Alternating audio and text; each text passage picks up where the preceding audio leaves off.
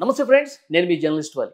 ప్రస్తుతం నాతో పాటు స్టూడియోలో ఉన్నారు భారతీయ జనతా పార్టీ సీనియర్ నాయకులు రవిచంద్రారెడ్డి గారు. వారితో మాట్లాడదాం. రవిచంద్రారెడ్డి గారు నమస్కారం సార్. సార్ నమస్కారం. రవిచంద్రారెడ్డి గారు, వైసీపీ అధ్యక్షులు జగన్మోహన్ రెడ్డి గారు ఈరోజు అసెంబ్లీకి వచ్చారు. అలా వచ్చారు, ఇలా వెళ్ళిపోయారు. పక్కా ప్లాన్ ప్రకారం అనర్హత వేటు అంటే 60 రోజులు వరుసగా రాకపోతే సభ్యత్వం రద్దయిపోతుందని ఒక నిబంధన ఉంది.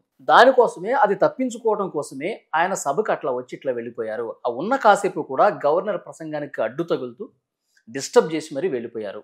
ఈ పరిణామాన్ని ఎలా చూస్తారు మీరు? మొదటగా బీజేపీ సీనియర్ నాయకులు అన్నారు, కానీ బీజేపీలో ఇంకా నేను సీనియర్ కాదు. ఈ మధ్యనే వచ్చా, ఒక నెల రోజుల సమయం గడిచింది. కానీ రాజకీయాల్లో మాత్రం సీనియర్నే. 17 సంవత్సరాల పైగా రాజకీయాల్లో ఉన్నాను కాబట్టి. సో మొదటగా ఈరోజు అసెంబ్లీ ఏదైతే స్టార్ట్ అయిందో, వైఎస్ఆర్సీపీ సభ్యులు ఇంక్లూడింగ్ జగన్మోహన్ రెడ్డి గారు సభకు రావడం మంచి పరిణామమే. అది కారణం ఏదైనా కావచ్చు. ముఖ్యంగా డిస్క్వాలిఫికేషన్ అనే అంశాన్ని తీసుకొని తన డిస్క్వాలిఫై అయ్యే అవకాశం ఉందని వచ్చారని అందరంటే అది నిజమైన అబద్ధమైన సభకు రావడం మాత్రం వాంఛనీయమైన పరిణామమే. వచ్చిన మొదలు గవర్నర్ ప్రసంగాన్ని అడ్డుకోవడం మంచి పద్ధతి కాదనిపించింది. ఎందుకంటే కాసేపైనా ఉండాలి. వీ వాంట్ జస్టిస్ అంటే గవర్నర్ గారు ఇనిషియల్గా ఇచ్చే స్పీచ్ని ఆపేసి వెంటనే న్యాయం ఏం చేయలేరు కదా. స్పీకర్ వచ్చినాకైనా అడుగుంటే బాగుండేది. అలా కాకుండా గవర్నర్ గారి స్పీచ్కి అడ్డపడ్డ వైనం కాదు సార్. ఇప్పుడు సార్ రావటము, అరవటము, వెళ్ళిపోవటం అంటే కేవలం ప్రజెంట్ వేయించుకోవటం, దానికోసం మాత్రం వచ్చినట్టు కనపట్ల. క్లాస్ మొదలవగానే అల్లరి చేయడం అనేది ఎంత అసభ్యంగా ఉంటుందో అలాంటి పరిస్థితి కనబడింది. చట్టసభకు ఉండాల్సినంత గౌరవాన్ని ఖచ్చితంగా అందరూ ఇవ్వాలి. చట్టసభకు ఎన్నిక కావడమే ఒక వరం, ప్రజలు ఇచ్చిన ఆశీర్వాదం. దాన్ని గౌరవించాలి. అది ఒక రఫ్గా బిహేవ్ చేసే స్టూడెంట్ లాగా, అల్లరి చేయడానికి ఉపయోగించే సభలాగా, లైవ్లో పోయేప్పుడు నినాదాలు ఇవ్వడానికి పరిమితం అయితే అటువంటి వాళ్ళని సభలకు పంపడం ఎందుకు అని ప్రజలు అనుకునే రోజులు ముందు రోజుల్లో వస్తాయి. ఎందుకంటే ప్రజలు చాలా చైతన్యవంతులు అవుతున్నారు. ఎక్కువ మంది ఎడ్యుకేటెడ్తో పాటు యువత అంతా గమనిస్తున్నారు. రాబోయే జనరేషన్స్కి ఓటేయాల్సింది ఇప్పుడు యువతే కదా. ఖచ్చితంగా కూడా అల్లరి చేసే వాళ్ళని అసెంబ్లీకి పంపకపోవచ్చేమో, ఓట్లు వేయకపోవచ్చేమో. ఆ కోణంలో అలా కాకుండా కాసేపు కూర్చున్న తర్వాత వాళ్ళ ప్రధానమైన డిమాండ్, వైసీపీ యొక్క ప్రధానమైన డిమాండ్ ఏంటి? మాకు ప్రతిపక్ష హోదా ఇస్తేనే మేము ఇక్కడ కూర్చొని మాట్లాడతాం. ఆంధ్రప్రదేశ్ ప్రజల సమస్యల గురించి మేము మాట్లాడాలంటే మాకు ప్రతిపక్ష హోదా ఇవ్వాలి. ఈ డిమాండ్ మేరకు ఇప్పటికే దీన్ని కోర్టులో కేసు వేసింది వైఎస్ఆర్సీపీ. ఏమనేసింది? మాకు 11 మంది ఉన్నప్పటికీ అసెంబ్లీలో 3 పార్టీలు ప్రభుత్వంలో ఉన్నందువల్ల ఉన్న 4వ పార్టీగా మేము మాత్రమే ప్రతిపక్షంగా ఉన్నాం. కాబట్టి దీని విషయంలో దయచేసి కోర్టు ఇంటర్వ్యూన్ అయ్యి మాకు ప్రతిపక్ష హోదాను కల్పించాల్సిందిగా కేసు నడుస్తోంది. కేసు నడిచినప్పటికీ అది 5 సంవత్సరాలు కూడా తేలే అంశం కాదని వాళ్ళకి తెలుసు. ఎందుకంటే చట్టసభలకు సంబంధించి either it may be assembly or it may be parliament, స్పీకర్లకి ఉన్న పవర్ని కోర్టులు ఇంతవరకు తమ చేతుల్లోకి తీసుకోవడం అనేది జరగల. సో అటువంటప్పుడు కేసు వేసినా ఫలితం ఉండదని తెలిసినా న్యాయస్థానాన్ని ఆశ్రయించడం బేసిక్గా ఉన్న హక్కు. అంత మాత్రం చేత మరి రాబోయే 5 ఏళ్ళు మేము ప్రశ్నించాలంటే మాకు ప్రతిపక్ష హోదా ఇస్తేనే ప్రశ్నిస్తాం, లేకుంటే ప్రశ్నించేది లేదు. చట్టం పరిధిలో ఎప్పుడు రావాలన్నా అప్పుడు వస్తాం, కాసేపు ఉంటాం, నినాదాలు ఇస్తాం, వెళ్ళిపోతాం అంటే జనం గమనిస్తున్నారు. అది తెలుసుకోవాలి. ప్రధానమైన అంశం ఏంటంటే ఇక్కడ మైక్ ప్రతిపక్ష నాయకుడు హోదా ఉంటే ఇచ్చే సమయం సభానాయకుడికి ఇచ్చిన తర్వాత ప్రతిపక్ష నాయకుడికి ఎక్కువ సమయం లభిస్తుంది. ఇది వాస్తవం. దానివల్ల ప్రతిపక్ష నాయకుడు ప్రజలకు సంబంధించిన అంశాలని, అమలు చేయని మేనిఫెస్టోలో హామీల్ని నిలదీసే అవకాశం ఖచ్చితంగా ఉంటుంది. అలా కాకుండా నార్మల్ సభ్యుడిగా ఉంటే 175 మంది సభ్యుల్లో జగన్మోహన్ రెడ్డి గారికి కూడా ఒక సభ్యుడిగా ఎంత సమయం వస్తుందో అంతే ఇస్తారు. కానీ ఒక రిక్వెస్ట్ పెట్టచ్చు, నా 11 మంది సభ్యుల సమయం నాకే ఇవ్వండి అని స్పీకర్ని కోరచ్చు. దానికి విజ్ఞాపన పత్రం ఇవ్వచ్చు, దాన్ని మీడియాలో ప్రొజెక్ట్ చేయొచ్చు. ఇది న్యాయమే కదా అని జనం కూడా ఆలోచించే అవకాశం కల్పించవచ్చు. ఇలా ఎందుకు ఆలోచించట్లేదంటారు? అంటే ప్రతిదీ రాజకీయ కోణంలో పోతున్నట్టు కనబడుతుంది. ఇప్పుడు 175 మంది సభ్యుల సమయంలో 11 మంది సభ్యుల సమయం కొంత ఉంటుంది. 11 మంది సభ్యుల్లో ఒకరే ఆ సమయాన్ని తీసుకుంటే కొన్ని క్వశ్చన్స్ నైనా సంధించవచ్చు. అవును. ఒక సంవత్సర కాలంలో ఎన్నిసార్లు జరుగుతుంది సార్? అసెంబ్లీ 4 సార్లు జరుగుతుంది. ఆ 4 సార్లు కలిపితే కూడా 60 రోజుల కన్నా తక్కువ జరుగుతుంది. 60 రోజుల్లో ఎన్ని రోజులు మనం అటెండ్ అయినా కాస్త హుందాగా ఉండి, ఒకవేళ ప్రతిపక్షం గేలి చేసినా కూడా, అవమానపరిచినా కూడా, పడ్డవాడు ఎప్పుడు చెడ్డవాడు కాదని చరిత్ర నిరూపించింది. అవును. ఇప్పుడు చంద్రబాబు నాయుడు గారిని అసెంబ్లీలో అవమానించారు, ఆ రోజు జయలలిత గారిని అసెంబ్లీలో అవమానించారు. అవును. శబదం బట్టి బయట వెళ్ళారు, తిరిగి అసెంబ్లీకి ముఖ్యమంత్రులుగా వచ్చారు. చరిత్ర సాక్ష్యం. ఇప్పుడు జగన్మోహన్ రెడ్డి గారిని అవమానించే దశ తీవ్రమైంది అనుకోండి, ఎవరికి లాభం, ఎవరికి నష్టం? ప్రజలు అన్ని గమనిస్తారు. సింపతి యాంగిల్ అనేది ఒకటి ఉంటుంది. అరే మన కోసం మాటలు పడుతున్నాడు, సభలో మన కోసం ప్రశ్నించాలని కూర్చున్నాడు, నిలకడగా మన కోసం నిలబడుతున్నాడు, అలా వచ్చి అలా వెళ్ళిపోవట్లేదు, సభలో ఉండి అవమానాలు భరిస్తున్నాడు, మనమే కదా 18 సీట్లు కూడా ఇవ్వకుండా ఆ నాయకుడికి మనం ఈ స్థితి తెచ్చామని ప్రజలు ఆలోచిస్తారు కదా. ఈరోజు పవన్ కళ్యాణ్ గారి వ్యాఖ్యలు కూడా చూశాను నేను. ప్రతిపక్ష నాయకుడి హోదా చంద్రబాబు నాయుడు గారు కానీ లేకపోతే పవన్ కళ్యాణ్ గారు కానీ ఇచ్చేది కాదు. In the sense assembly speaker గారు తీసుకునే నిర్ణయం అయినప్పటికీ సాంప్రదాయం రీత్యా, ఏదైతే గతం నుంచి రాజకీయ పక్షాలన్నీ సభా సాంప్రదాయాల రీత్యా ప్రతిపక్ష హోదాకి 18 సీట్లు కావాలి కాబట్టి ఇవ్వలేకపోతున్నాం అన్నాడు. ఇక్కడ ఆ విషయం అక్షరాల సత్యం. కానీ ఇక్కడ ఒక చిన్న వేరియేషన్ ఉంది. 5 సంవత్సరాల పాటు మీకు ప్రతిపక్ష హోదా రాదు, మీరు ఇలాగే గోల చేస్తామంటే కుదరదు, గుర్తుపెట్టుకోండి అని కూడా అన్నారు.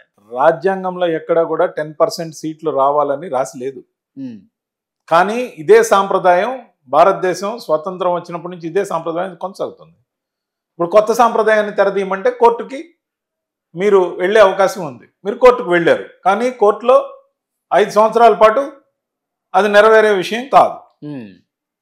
ఖచ్చితంగా 5 సంవత్సరాలు మీకు ప్రతిపక్ష హోదా దొరకలేదనే నెపంతో 5 సంవత్సరాల పాటు మీరు జనం కోసం అసెంబ్లీ నుంచి మాట్లాడినంటే మాత్రం ప్రజలు దాన్ని వేరే విధంగా నెగటివ్ గా తీసుకునే తీరు చూస్తుంటే అసెంబ్లీలో ఈ 5 సంవత్సరాల పాటు అసలు ఆ సీట్లో కూర్చొని 10 నిమిషాలు కూర్చోటం కావచ్చు, మాట్లాడటం కావచ్చు, ఇక వైసీపీ శ్రేణులు ఎక్స్పెక్ట్ చేయకూడదు అంటారు. అది ప్రజలు కూడా సార్, ప్రజలు అన్ని గమనిస్తారు.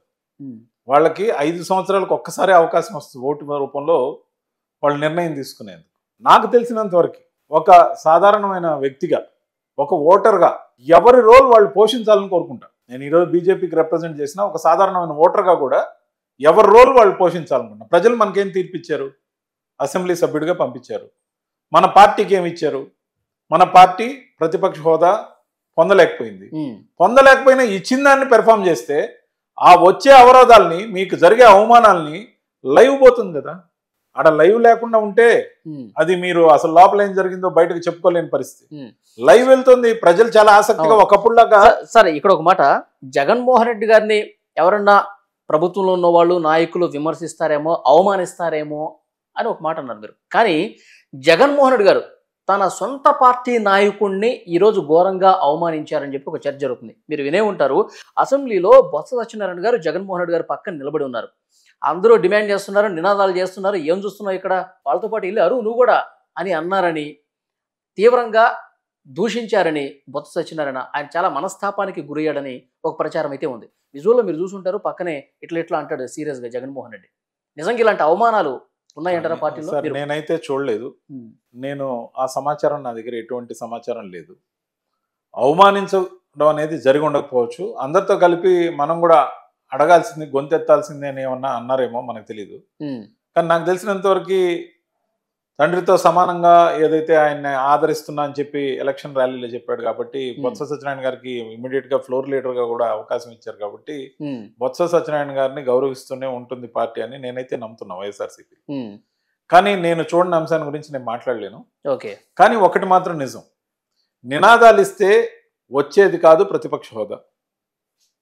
నినాదాలు ఇచ్చి సభను డిస్టర్బ్ చేస్తే వచ్చే హుందాతనము ఏమీ ఉండదు. రాజకీయ అంశమే.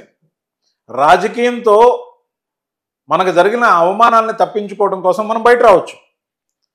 నా లాంటి సగటు ఓటర్ ఏం కోరుకుంటున్నాడంటే, అవమానాలు భరించైనా సభలో ఉంటే it is advantage to YSRCP. ఎక్కువ అవమానిస్తే డిసడ్వాంటేజ్ టు కూటమి.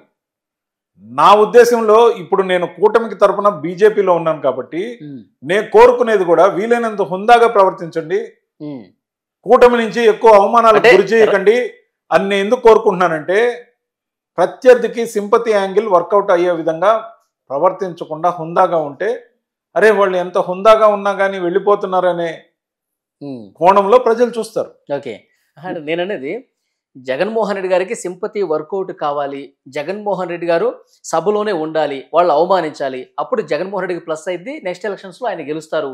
ఇది జగన్మోహన్ రెడ్డికి ఆ పార్టీకి మీరు ఇచ్చే సలహానా? సలహా కాదు, ఒక ఓటర్గా కోరుకునే వ్యక్తిత్వం ఎవరికైనా ఉంటే. ఎందుకంటే రవిచంద్రారెడ్డికి ఇంకా వైసీపీ మీద ప్రేమ పోలేదు, జగన్ మీద ప్రేమ పోలేదు, ఆయనకు పనికొచ్చే విషయాలు ఇట్లా ఇండైరెక్ట్ గా ఇంటర్వ్యూల్లో చెప్తా ఉన్నారు, మీ ప్రేమను చాటుకుంటా ఉన్నారు పరోక్షంగా. అంటే ఇది ఎటువంటి బూతు లేదు, ఇందులో నీతి ఉంది, కర్మ ఫాలోస్. మనం అవమానించాం, అవమానాన్ని తీసుకోవాలి. వైఎస్ఆర్సీపీ అవమానించిందా లేదా? 23 మంది సభ్యులు వచ్చి ప్రతిపక్ష నాయకుడు హోదా ఉన్నా, చంద్రబాబు నాయుడు గారు ప్రతిపక్ష నాయకుడిగా అఫీషియల్గా ఉన్నా అవమానించలేదా? తీసేసుకుంటే అక్కడితో సరిపోద్ది, తీసుకోకపోతే కర్మ ఫాలోస్. అంటే మళ్ళీ ఇంకో జన్మలో కూడా మళ్ళీ ప్రతిపక్షంగా ఉంటే ఖచ్చితంగా కూడా ఇది సూచన కాదు, ఇది డిమాండ్. మీకు ఇచ్చిన రోల్లో మీరు ఫిట్ ఇన్ అవ్వాలి, ప్రజలు అదే కోరుకుని మీకు అంతే ఇచ్చారు. అవమానం కోసం దడిసి ప్రజలు ఇచ్చిన రోల్ని పోషించకపోవడం తప్పు. నేను అట్ ద సేమ్ టైం కూటమికి సంబంధించిన వ్యక్తులందరికీ చెప్పేది, వాళ్ళని వీలైనంత అవమానించకుండా కానీ ఉంటే వాళ్ళకి ఆ సింపతి యాంగిల్ రాదు, అలా రాకూడదని నేను కోరుకుంటున్నా. ఆయన సభలోనే ఉండలేదు, ఇంకా అవమానించే పరిస్థితి అక్కడ ఉంది కాబట్టి ఆయన పలసన అవుతాడు కూటమికి ప్లస్. అటువంటిప్పుడు మీరు ఇంకా హుందాగా ఉండండి, వాళ్ళే అవమానాలు పాలవుతారు. వాళ్ళ భావ వ్యక్తీకరణ స్వేచ్ఛ అనే పేరుతో we want justice, we want justice ఏముంది సార్? స్ట్రైట్ గా ఒక క్వశ్చన్ అడుగుతున్నాను సార్. రవిచంద్రారెడ్డి గారు పార్టీ మారినా, భారతీయ జనతా పార్టీలోకి వచ్చినా సరే జగన్ మీద ప్రేమ చావలేదు, ఇంకా ఆయన ఆ ప్రేమాభిమానాలు కురిపిస్తూనే ఉన్నాడు. ఏ క్షణమైనా మళ్ళీ జగన్ చెంతకు వెళ్ళిపోవచ్చు. ఇప్పుడు ఒకవేళ ఉన్నాడంటే బీజేపీ కోర్టుగానే ఉన్నాడేమో అని మీ మీద చాలా తీవ్రంగా అనుమానించే పరిస్థితి ఉంది. ఒకసారి మనం ఇంటర్వ్యూ చేసినప్పుడు కూడా చాలా మంది కోర్ట్ అంటూ కామెంట్స్ పెట్టారు. కామెంట్స్ పెట్టిన మాట వాస్తవం, నేను చూశాను. వలి గారు, నేను చెప్తున్నా, ఒకసారి జెండా పట్టిన తర్వాత ఏ పార్టీ కోసం అయితే జెండా పట్టామో ఆ పార్టీకి పనిచేయడమే నా ధర్మం, నా ధ్యేయం, దానికి అంకిత భావం. మీరు చూస్తారు రాబోయే రోజు. అట్ ద సేమ్ టైం నేను బీజేపీ సభ్యుడిగా ఉన్నప్పటికీ కూటమి ధర్మాన్ని పాటించాల్సిన బాధ్యత నాకు పూర్తిగా ఉంది. ఈ కోణంలో నేను చంద్రబాబు నాయుడు గారిని, పవన్ కళ్యాణ్ గారిని, బీజేపీ ప్రతి సభ్యుడిని కూడా, మా మంత్రుడిని కానీ అందరినీ గౌరవించాలి, వాళ్ళని డిఫెండ్ చేయాలి. This is my role now. నేను అనేది ఏంటంటే సభ సాంప్రదాయం ఎలా ఉండాలనేది చెప్పా. ఆ కోణంలో అటు చూసి ఒకవైపే చూస్తున్నారు మీరు, రెండో వైపు చూడండి. నేనేం చెప్తున్నా, కూటమికి సంబంధించి వీలైనంత వరకు అవమానం చేయకపోతే వాళ్ళకి ఆ సింపతి యాంగిల్ వర్కౌట్ కాకుండా ఆపుకోండి అని చెప్తున్నా. అంతేకాదు వాళ్ళు సూపర్ సిక్స్ అని చెప్పి ఏదైతే మాట్లాడుతున్నారు, ఈ సూపర్ 6కి సంబంధించి ప్రధానమైన అంశాలు ఎన్ని ఉన్నాయి సార్? 6 సూపర్ 6. దాంట్లో వచ్చిన వెంటనే 4,000 పెన్షన్ ఇస్తానా, 4,000 ఇచ్చారు కదా. 4,000 ఇవ్వడం వచ్చిన వెంటనే జూలై 1వ తేదీ నుంచి ఇవ్వడంతో పాటు ఆ గ్యాప్ పీరియడ్లో, ఎలక్షన్ గ్యాప్ పీరియడ్లో 3 నెలలది కూడా ఒక్కొక్క 1000 చొప్పున పెంచి 7,000 రూపాయలు ఇవ్వడం మామూలు విషయం కాదు. ఉన్న బడ్జెట్లో నెరవేర్చారు కదా, ఖచ్చితంగా నెరవేర్చారు కదా. వాలంటీర్లు ఉంటే గానీ 1వ తేదీ పెన్షన్లు ఇవ్వలేము అని చెప్పిన మాట తప్పని నిరూపించారు కదా. దాంతోపాటు వికలాంగులకి పెన్షన్ పెంచారు కదా. మరి ఈ విధంగా అందరికీ పెంచిన 1వ హామీ అమలు చేసిన తర్వాత దీపావళి నుంచి పెన్షన్లు ఇవ్వటం అనేది సూపర్ 6లో ఉందా? ఉంది సార్, ఉంది సార్. పెన్షన్ అనేది సూపర్ 6 హామీల్లో ఒకటి కాదు కదా. పెన్షన్ అనేది ఖచ్చితంగా ఉంది. పెన్షన్ అనేది 6 హామీల్లో ఒక హామీ. పెన్షన్ని పెంచారు, మీరు చూడండి. నేను ఇప్పుడే చేయండి, సూపర్ 6లో పెన్షన్ అనేది లేదు. నా ఉద్దేశంలో ఉంది. ఉందంటారా? ఉంది. యాక్చువల్గా gas cylinder major thing sir. ఈ దేశంలో ఇంతవరకు 4,000 పెన్షన్ అమలు చేస్తున్న ఏకైక రాష్ట్రం ఆంధ్రప్రదేశ్ మాత్రమే. కాబట్టి మీరు చెక్ చేయండి. సూపర్ 6 యువతకి 20 లక్షల ఉద్యోగాలు, నెలకు 3,000 రూపాయలు నిరుద్యోగ భృతి, స్కూల్కి వెళ్ళే విద్యార్థికి 15,000, ప్రతి రైతుకు 20,000 ఆర్థిక సాయం, మహిళలకు 1,500, ప్రతి ఇంటికి ఏడాదికి ఉచితంగా 3 గ్యాస్ సిలిండర్లు, మహిళలకు ఉచిత బస్సు ప్రయాణం. పెన్షన్లు అనేది సూపర్ 6లో లేదు sir. Okay, subject correction. Okay, 3 gas సిలిండర్లు అమలు అవుతుంది. 3 గ్యాస్ సిలిండర్లు అమలు అవుతుంది, మిగతాయి అమలు కావాల్సిన పరిస్థితి ఉంది. దీంట్లో ఇప్పుడు ఒకటే అమలు చేసినట్టు కూటమి ప్రభుత్వం. అవును సార్, అది అమలు అవుతుంది, ఉమ్, మిగతా అమలు కాలేదు. అమలు చేస్తారు, సమయం ఉంది కదా. ఎంత అమలు చేస్తారు, ఎంత అమలు చేయాలనేది బడ్జెట్ పర్మిట్స్. మన దేశంలో ఏదైనా బడ్జెట్ మీదే ఆధారపడి ఉంది. కేంద్ర ప్రభుత్వం దగ్గర నుంచి వచ్చే నిధులు రాబట్టాలి, ఆంధ్రప్రదేశ్ ప్రభుత్వం దగ్గర ఉన్న వెసులుబాటు చూసుకోవాలి, గతంలో ఉన్న అప్పులకు సంబంధించిన వడ్డీలు ఇన్స్టాల్మెంట్లు కట్టాలి. అవన్నీ మీకు ముందు తెలియవంటే ఖచ్చితంగా రాజకీయ అంశం. ఓకే. రాజకీయంగా సమాధానం చెప్తారు, కానీ ప్రభుత్వంగా ఏం సమాధానం చెప్తుంది? ఉంటేనే ఇస్తుంది, లేకపోతే అప్పు అయినా దొరికితేనే ఇస్తుంది. ఇవ్వలేకపోతే సమర్థించుకోవాల్సిన పరిస్థితి వస్తే సమర్థించుకోవాలి, సమర్థించుకోలేకపోతే ప్రజలకు సమాధానం చెప్పాలి. అంటే వైఎస్ఆర్సీపీ దశల వారుగా మద్య నియంత్రణకి పోతామని చెప్పిందా లేదా? ఒక దశలో 5 స్టార్ హోటల్లో తప్ప మద్యం ఎక్కడ అందుబాటులో లేకుండా చేసి ఎలక్షన్కి వస్తామని చెప్పిందా లేదా? చేయగలిగిందా? మరి ఆ ఎక్స్క్యూజ్ తీసుకున్నప్పుడు అదే విధంగా రేపు ఏదైనా ఒక అంశానికి, ఫర్ సపోజ్ ఉచిత బస్ హామీని నెరవేర్చడానికి టైం పెట్టారు, తల్లికి వందనానికి టైం పెట్టారు, క్యాబినెట్ డెసిషన్స్లో సిలిండర్లది ఎటు అమలు అవుతుంది, ఇంకో 3టికి టైం పెట్టారు, అది జూన్ నుంచే అమలు చేస్తున్నారు. మిగతా వాటికి ఇంకా 4 సంవత్సరాలు ఉంది. కాబట్టి వెయిట్ చేద్దాం. ఖచ్చితంగా కూడా అమలు చేయకపోతే ప్రజలు నిలదీస్తారు. నా ఉద్దేశంలో ప్రధానంగా ట్రోల్ చేస్తున్న అంశం తల్లికి వందనం గురించి. 20 లక్షల మందికి ఉద్యోగాలు ఇస్తానంటే 10 లక్షల మందికి ఇవ్వచ్చు, 12 లక్షల మందికి ఇవ్వచ్చు, కుదిరితే 20 లక్షల మందికి ఇవ్వచ్చు. అవి ప్రైవేట్ ఉద్యోగాలా కాదా, లేకపోతే వాటికి సమాధానం ప్రభుత్వం నుంచి వస్తుంది, దాని గురించి తర్వాత మాట్లాడదాం. ఈ తల్లికి వందనం అనే అంశంలో కొన్ని మాటలు మాట్లాడాలి. అమ్మఒడి ఇచ్చారు, అమ్మఒడి జనవరిలో ఇచ్చారు, తర్వాత మేలో ఇచ్చారు, తర్వాత అటు ఇటుగా కాస్త చూసి ఇచ్చారు. కానీ ప్రభుత్వ విద్యాలయాలన్నీ కూడా వెల్ ఎక్విప్డ్ కదా. వైఎస్ఆర్సీపీ హయాంలోనే దాదాపు దానికి ఒక పెద్ద బడ్జెట్తోని ఆధునీకరించడం, డిజిటల్ క్లాస్ బోర్డులు ఏర్పాటు చేయడం, లేకపోతే మినరల్ వాటర్ ప్లాంట్లు అన్నీ పెట్టారు కదా. మరి వెల్ ఎక్విప్డ్గా ఉన్న ప్రభుత్వ విద్యాలయాల్లో చదువుకునే విద్యార్థికి అమ్మఒడి కానీ తల్లికి వందనం కానీ అవసరమా అని నా ప్రశ్న. నా ఉద్దేశంలో ఎంతవరకు ఇది కరెక్ట్ అంటే, ఎలక్షన్ హామీ కాబట్టి అమలు చేసేయాలి, రాష్ట్ర ఆర్థిక పరిస్థితి కుదేలైపోయినా పర్లేదు, లేకపోతే ఏమైపోయినా పర్లేదు, మనం చెప్పాం కాబట్టి చేసేయాలి, ఎందరు పనిచేసిన వాళ్ళకి బిల్లులు ఇవ్వకపోయినా పర్వాలేదు, లేకపోతే ఏదైనా గవర్నమెంట్ తరఫున ఇవ్వాల్సిన రాయితీలు కానీ, లేకపోతే ఇంకొక సంక్షేమ పథకాల పేరుతో ఈ ఇచ్చే నిధుల వల్ల రోడ్ల అభివృద్ధి కానీ, ఇన్ఫ్రాస్ట్రక్చర్ అభివృద్ధి కానీ ఇంకేమన్నా కుంటుపడిపోయినా పర్లేదు అనుకుంటే అలాగే ఇవ్వచ్చు. అంతమందికి ఇవ్వకపోయినా కొంతమందికైనా ఇవ్వచ్చు అర్హుల పేరుతో. కానీ అది ఎందుకు ఇస్తున్నాం? స్కూల్స్కి డ్రాప్ అవుట్లు కాకుండా ఉండడానికి ఇచ్చే ఎంకరేజ్మెంట్ మాత్రమే. గతంలో ప్రభుత్వం ఒకరికి ఇచ్చింది, మేము అందరికి ఇస్తామని చెప్పాం. కూటమి తరఫున తెలుగుదేశం పార్టీ ప్రధానంగా ఈ ఎజెండా తీసుకుంది. తీసుకున్నప్పుడు దాన్ని నెరవేర్చాలని మొండి పట్టుదలకపోతే రాష్ట్రంలో యొక్క ఆర్థిక పరిస్థితి ఏంటి, దాన్ని ఖచ్చితంగా కూడా స్టడీ చేయాల్సిందిగా విద్యాశాఖ మంత్రి అయిన నారా లోకేష్ గారిని నేను కోరుతున్నాను. మొహమాటాలకు పోవద్దు. తల్లికి వందనం అవసరం లేదని నా అభిప్రాయం. ఎందుకు ఆ అభిప్రాయంతో చెప్తున్నానంటే, ఇది తల్లికి ఇచ్చే ప్రోత్సాహకం మాత్రమే, బిడ్డ చదువుకు అయ్యే ఫీజు ఖర్చు కాదు ఇది. మొన్న కూడా ఒక పాపను ట్రోల్ చేశారని వాళ్ళు, లేకపోతే నిజమని కొందరు, ఏదైతే జరిగిందో ఈ 15,000 అంశంలోనే జరిగింది. ఎక్కువగా రామానాయుడు గారు అప్పుడు ఎలక్షన్ లేదు ప్రచారం చేసి నీకు 15,000 నీకు 15,000, దీని మీద ఎక్కువ ట్రోలింగ్ నడుస్తుంది. ట్రోలింగ్కి భయపడో, లేకపోతే ఇంకో దానికి భయపడో, ఆర్థికంగా రాష్ట్రం ఏమైపోయినా పర్వాలేదు, చిన్న భిన్నమైనా పర్లేదు, చెప్పాం కాబట్టి ఇవ్వాలనుకుంటే అది ఎంతవరకు సహేతుకం అనేది ఆలోచించుకోవాలి. ముఖ్యంగా కాదు సార్, అసలు ఇవ్వకపోయినా పర్లేదంటే దానికి చెప్పే రీజన్స్ మీరు చెప్తుండొచ్చు. అసలు ఇవ్వాల్సిన అవసరం లేదంటాను సార్. మౌలిక సదుపాయాలు బాగా సార్ అసలు అవసరమే లేదంటాను నేను. తల్లికి వందనం స్కీము లేదా అమ్మఒడి స్కీము ఎందుకు అవసరం లేదంటారంటే, ప్రభుత్వ విద్యాలయాలన్నీ ఉచితం, ప్రైవేట్ స్కూల్స్లో చదివే వాళ్ళకి ఎందుకు ఎంకరేజ్మెంట్ ఇవ్వాలి? ప్రైవేట్ స్కూల్స్ని తీసేసి రేపు తల్లికి వందనం అమలు చేసినా ఇదే కదా జరిగేది. అప్పుడు ప్రభుత్వ స్కూల్లో చదివే వాళ్ళు ఉచితంగా చదువుకుంటున్నప్పుడు 15,000 ఎందుకు ఇవ్వాలి? ఒక్కొక్కరికి 15,000 ఎందుకు ఇవ్వాలి? రాష్ట్ర ఆర్థిక పరిస్థితి ఏంటి?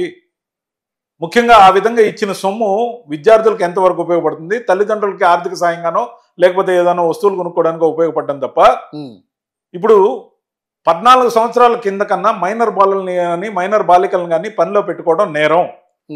తల్లిదండ్రులు చాలా మందిని స్కూల్కి వెళ్లాల్సిన పిల్లల్ని పనులకు పంపిస్తున్నారనే దాన్ని నిరోధించడం కోసం మాత్రమే అమ్మఒడి ఇవ్వడం జరిగింది. ఇక్కడే చిన్న లొసుగుంది. అది అమ్మఒడి ఈరోజు తల్లికి వందనంగా రూపాంతరం చెందినప్పుడు చట్టంలో ఒక వెసులుబాటు ఉంది. మైనర్ బాలులను కానీ మైనర్ బాలికలను కానీ పనుల్లో పెట్టుకోవడం నేరం. దీన్ని స్ట్రిక్ట్గా ఇంప్లిమెంట్ చేస్తే ఏమవుతుంది? ఎవరు పనుల్లోకి తీసుకోరు కదా.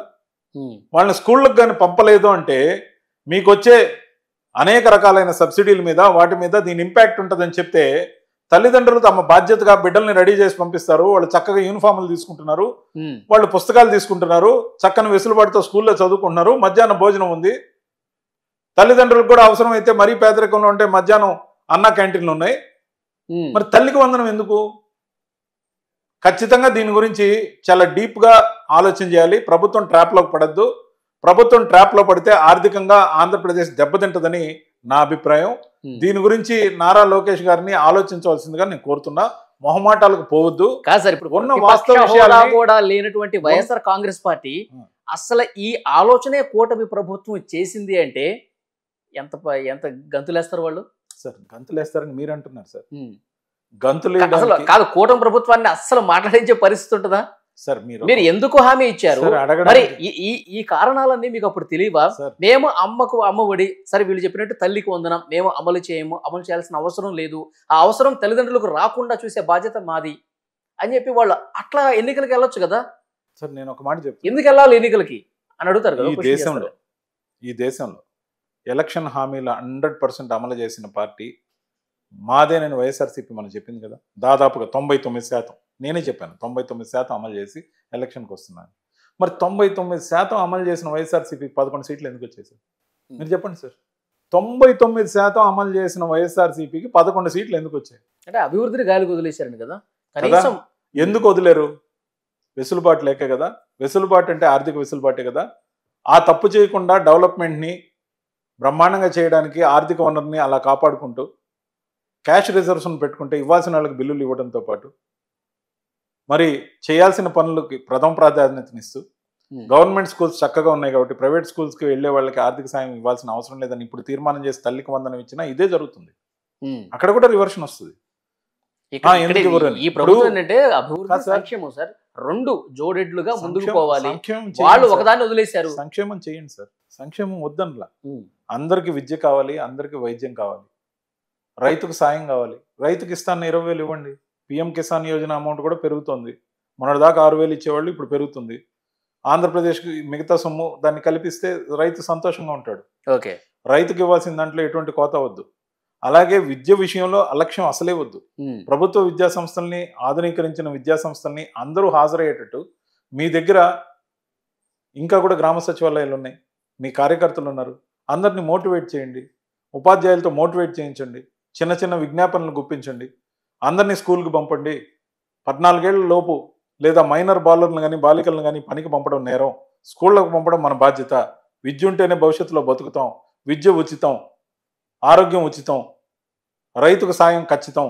ఇలాంటివి చెప్తే ప్రభుత్వాలు బాగుంటాయి. ముఖ్యంగా చేతుల్లో డబ్బు ఉంటే ప్రభుత్వం అనేక పనులు చేయొచ్చు. ఇవి చెప్పడానికి బాగుంటుంది సార్. ప్రాక్టికల్ గా ఎంతవరకు ప్రాక్టికల్ గా నేను ఒకటే ఉపమానం ఇచ్చారు, అమలు చేశారా లేదా ఇదే క్వశ్చన్ చేస్తారు. చేశారు కదా, క్వశ్చన్ చేశారు కదా. 99% అమలు చేసిన వాళ్ళకి ఎన్ని సీట్లు వచ్చాయి సార్? Just compare.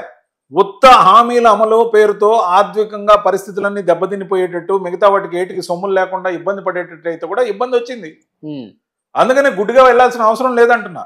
అట్లని గుడ్డిగా సమర్థించుకోమన్నట్లే. ఏ కుటుంబాలు అయితే మీరు కొంతమందికి ఇస్తారో రేపు కొంతమందికి ఇచ్చినా ఇదే ప్రాబ్లం. ఆల్రెడీ ప్రభుత్వం డెసిషన్ తీసేసుకుంది సార్. నెక్స్ట్ విద్యా సంవత్సరం నుంచి ఇస్తామని చెప్పారు. నేను దాన్ని సమీక్షించవలసిందిగా ఎందుకు కోరుకుంటున్నాను? ఒక సాధారణమైన ఆంధ్రప్రదేశ్ పౌరుడుగా కోరుకునేది ఎందుకు కోరుకుంటున్నాను? ప్రతిపక్షాల ట్రాప్ లో ప్రభుత్వాలు ఉండాల్సిన అవసరం లేదు. ఎలక్షన్ హామీ కానీ సార్ మీ మీద అనుమానం వ్యక్తం చేసేవాళ్ళు మళ్ళీ మిమ్మల్ని ట్రోల్ చేసే అవకాశం చేయమనండి సార్. ఈయన నిజంగా వైసీపీ ఓవర్ట్ గా ఉన్నాడా సార్? ఈ హామీని అమలు చేయకుండా నారా లోకేష్ గారికి పర్మిషన్ ఇస్తే ఎక్స్ప్లెయిన్ చేస్తాను. ఎందుకు చెప్పాలనుకుంటున్నాను అంటే నేను పెద్ద మేధావిని కాదు. ఇక్కడ చిన్న రివర్షన్. ఇప్పుడు మీరు ఇచ్చిన పాట మీకు వచ్చిన సంతోషం ఏం లేదు. మీరు ఇచ్చేటప్పుడు ఏం పెట్టాలి? రేపు అందరికి ఇవ్వలేరు. ముఖ్యంగా ప్రైవేట్ స్కూల్స్ లో చదివే వాళ్ళకి ఇవ్వలేరు. ఒకవైపు ఇంట్లో ఎంతమంది ఉంటే అంతమందికి ఇస్తా ఉన్నప్పుడు అంతమందికి ఇవ్వగలమా లేదో తెలియదు. రేపు 1,00,000 మందికి ఇవ్వాల్సి వస్తే 10,000 మందికి ఇచ్చి స్కీమ్ ను మమ అనిపించినా కూడా ఖచ్చితంగా రివర్షన్ వస్తుంది సార్. అదేదో విధానపరమైన నిర్ణయం తీసుకొని వేరేగా ప్రమోట్ చేస్తే సఫిషియంట్ టైం ఉంది, ప్రజలు అర్థం చేసుకునేంత టైం ఉంది. ఇది ఎలక్షన్ ముందు జరిగే అంశం అనుకోండి, రివర్స్ తంతది. ఓకే, అలా కాకుండా 4 సంవత్సరాల పై చిలుకుంది. మీడియా సాయం కోరండి, విజ్ఞాపనలు ఇవ్వండి, ఎడ్యుకేట్ చేయండి, మోటివేట్ చేయండి. ఈ మోటివేషన్ కోసం ఇచ్చే మూలధనమే అమ్మ ఒడి కానీ తల్లికి వందనం కానీ, అంతకు మించి వేరేది కాదు, వేరే ఖర్చులకు కాదు. మీరు పుస్తకాలు ఉచితంగా ఇస్తున్నారు, ఫీజు లేదు, మధ్యాహ్నం భోజనం పెడుతున్నారు, షూస్ సాక్స్ ఇస్తున్నారు, టై యూనిఫామ్ ఇస్తున్నారు, మీకు ఖర్చే లేదు, మీ బిడ్డలను పంపండి, వాళ్ళని చదివించి పంపిస్తాం. ఇదే కదా మన నినాదం. ఉచితమైన విద్యని అందరికీ హక్కుగా చేయమని చెప్తున్నా. ఆ హక్కుని మీరు ఎలా వాటికి బదులు మిగతా స్కీమ్స్ ఉన్నాయి. ప్రైవేట్ స్కూల్లో మరి స్కూల్స్ కి ఫీజులు కట్టాలి కదా సార్. ప్రైవేట్ స్కూల్స్ లో నేను ఇందాక ఈ పథకం వద్దంటారా ప్రైవేట్ స్కూల్స్ కి? ప్రైవేట్ స్కూల్స్ కి ఎట్లా సార్ అప్లై? ప్రైవేట్ స్కూల్స్ కి ఇవ్వడం ఎంతవరకు న్యాయం? ప్రైవేట్ స్కూల్స్ కి పోయే వాళ్ళు ఏదైనా చేసి ప్రైవేట్ స్కూల్ కి పంపించే వాళ్ళని ప్రభుత్వం ఇచ్చే పథకానికి ఎలా అర్హులు? కానీ అప్పట్లో ఒకరికి ఇచ్చారు, అప్పుడు జగన్మోహన్ రెడ్డి ఇచ్చాడు, ఇప్పుడు వీళ్ళు వచ్చాక సరే. ఆ విధంగా ప్రతి ఒక్కరికి కంపేర్ చేసుకుంటే జగన్మోహన్ రెడ్డి గారికి ఇచ్చిన రిజల్టే మళ్ళా మన కూటమికి వస్తే అప్పుడేం చేయాలి సార్? అవసరమా? అంటే కంపారిటివ్లీ నేను మళ్ళీ చెప్తున్నా, 99% అమలు చేశాను నవరత్నాలని. 99% అమలు చేసినప్పుడు వచ్చిన సీట్లన్నీ ఇవన్నీ కూడా ప్రజలు ఖచ్చితంగా ఆలోచిస్తారు సార్. తాత్కాలికంగా కోపం ఉంటుంది కానీ ఆలోచన పరులందరూ కూడా ఎడ్యుకేట్ చేస్తారు సార్. టీచర్లు ఉన్నారు సార్, చెప్తారు సార్, ప్రజలకు వివరిస్తారు సార్. అనేక రకాల ఆర్థిక సంక్షోభం నుంచి ఇది కాపాడుతుంది. ఇదొక్కటే కాదు, మనం ఇచ్చే స్కీముల్లో ఏదైతే ఆచరణ చేయగలమో వాటిని ఇంప్లిమెంట్ చేయడానికి కార్యాచరణ ఏదైతే ఉందో, నేను మిగతా స్కీములకు వేటికి వ్యతిరేకం కాదు. ఈ తల్లికి వందనం ఒక్క స్కీమ్ ని మాత్రం ఆలోచన చేయమని అడుగుతున్నా. ఎందుకు అడుగుతున్నా? ఇది బీజేపీ లీడర్ గా రవిచంద్రారెడ్డి చెప్తున్నాడు. బీజేపీ సభ్యుడిగా చెప్తున్నా, నేను లీడర్ కాదు, బీజేపీ సభ్యుడిగా చెప్తున్నా, ఒక సాధారణమైన వ్యక్తిగా చెప్తున్నా. తల్లికి వందనం అమలు చేయొద్దు, అమలు చేస్తే తల్లికి వందనం అనే స్కీమ్ అవసరం లేదు. ఇది only for motivation purpose to send their children to school అనేది మాత్రమే. అంటే మోటివేషన్ కోసం ఇచ్చే ప్రైజ్ ఇది. ఓకే, దీంట్లో ఎటువంటి సర్ప్రైజ్ లేదు. వెనకాల ఏ ఇతర పార్టీ కూడా లేదుగా. పార్టీలు ఎందుకు వస్తాయి సార్ దీంట్లో? అంటే నాకున్న అభిప్రాయాన్ని వ్యక్తీకరించడం ప్రతిదీ పార్టీ కోణంలో చూసినా, కేవలం రాజకీయ కోణంలో చూసినా, తప్పు అనిపిస్తే తప్పుగా అయితే తీసుకోవద్దు. తప్పు కాకపోతే పనికొస్తుందేమో ప్రయత్నం చేయడానికి సఫిషియంట్ టైం ఉంది. 4.5 సంవత్సరం ఉంది. 4.5 సంవత్సరం ఉంది sir. You can educate people. Okay, మరి విద్యాశాఖ మంత్రి నారా లోకేష్ గారికి చెప్తారా? మరి ఆయన నారా లోకేష్ గారికి స్వయంగా అపాయింట్మెంట్ అడిగి ఒకవేళ దొరికితే చెప్పాలనుకుంటున్నా. దీని గురించి ఏ విధంగా మనం ప్లాన్ ఇంప్లిమెంట్ చేయొచ్చో చెప్పాలనుకుంటున్నా. ఎందుకు చెప్పాలనుకున్నా? అమ్మఒడి కూడా శుద్ధ దండగా. అమ్మఒడి కూడా శుద్ధ దండగా. అమ్మఒడి జనవరిలో ఇచ్చినప్పుడు అనేక మంది చీరలు కొనుక్కున్నారు, లేకపోతే ఏదో ఒక వస్తువు కొనుక్కున్నారు. బిడ్డలకు ఎంతవరకు ఇచ్చారు? ప్రైవేట్ ఎడ్యుకేషన్ ఇన్స్టిట్యూషన్ తీసుకొచ్చేటప్పుడు పాత బకాయి చెల్లించకుండా, టీసీలు కూడా అవసరం లేకుండా వచ్చి చేరొచ్చు అంటే గవర్నమెంట్ స్కూల్స్ లో బిడ్డల్ని చేర్చి కొంతమంది చేస్తుంటారు సార్. మీరు అందరినీ ఒకే గాటిని కట్టేస్తే అందరిని నేను అనలేదు సార్. ప్రతి ఒక్కరిలో ఖచ్చితంగా ఫీజు కోసం వాడిని ఉండొచ్చు. ఆ 15,000కి ఇంకా అడిషనల్ గా ఫీజు జోడించి ప్రైవేట్ స్కూల్లో కట్టిన వాళ్ళు పేరెంట్స్ చాలా మంది ఉన్నారు. ఓకే, లేరా సార్? ప్రైవేట్ స్కూల్స్ లో కూడా ఈ 15,000 సరిపోకపోతే ఇంకా కొంత కలిపి కట్టిన వాళ్ళు ఉన్నారు.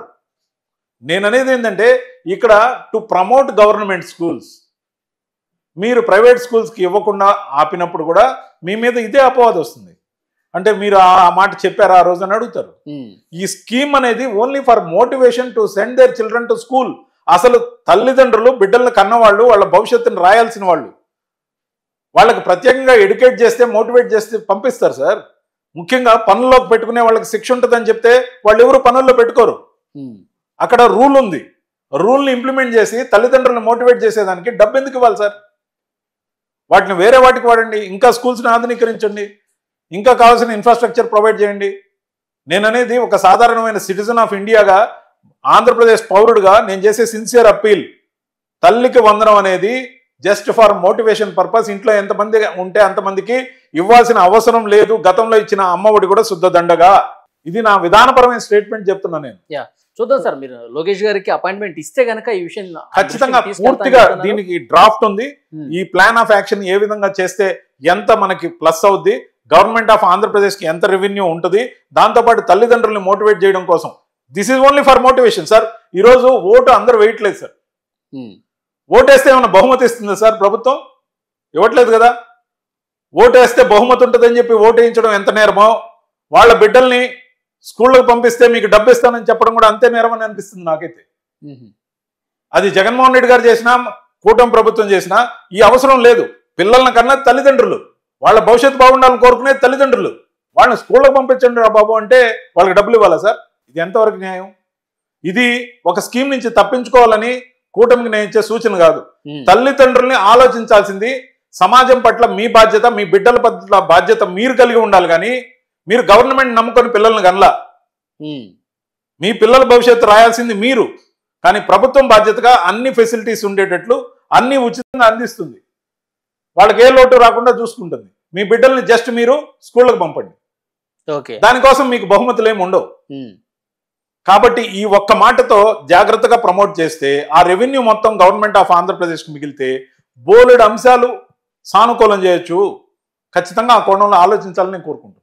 చూద్దాం రవిచంద్రారెడ్డి గారు, మీరు ఏదైతే మీ ఆలోచనలు ఉన్నాయో దీనివల్ల వేరే దానికి ఖర్చు పెడితే విద్యారంగాన్ని మరింత పటిష్టం చేయొచ్చు అని మీరు చెప్తా ఉన్నారు.